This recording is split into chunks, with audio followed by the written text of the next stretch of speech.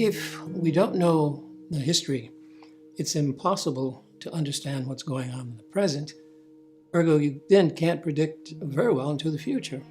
What I mean by that is we all are part of the making of history. But when we're born, we step into this historical drama that's been ongoing for centuries, and we take our place.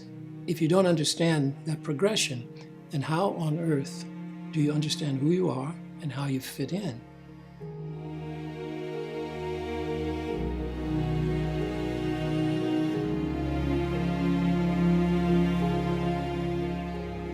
A lot of people think that history is stuff that happened years and years ago and no longer has any impact on who we are today.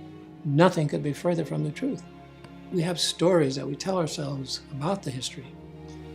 And if you don't have an accurate picture of what happened, then the story is going to be somewhat distorted. So I think right now, in terms of identifying who we are as a group of people who share the universe, our stories are all different. If our stories are shared, then we can understand, oh, so you had to go through that. I never knew that, you see. And then perhaps there's some way of coming together around how we can meld these stories and then create a new one that we both share. Our own personal history is significant because those are the primary things that happen to us. What happens to us as individuals, those are the things that build a story that we carry around. I, Terry Roberts, a black man, was born in Little Rock, Arkansas in 1941. If you know the dynamics, you already know what I was stepping into. Black people were forced to live in certain geographical areas based on the Plessy decision, separate but equal, and that was enforced by local police. So if you were, quote, out of place, you were subject to arrest or harassment or brutality for that matter. So we learned very early, especially as young black kids, to be wary of policemen.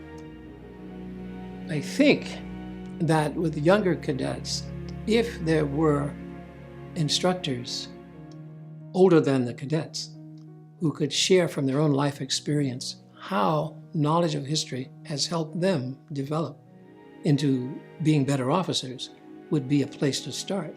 You would make certain that cadets had an opportunity to learn from very objective teachers the history of policing in this country. That, I would think, would be an imperative to add into any kind of academic training at the academy. Life progresses in a stepwise way. Whatever happens yesterday will dictate in large measure what's possible today.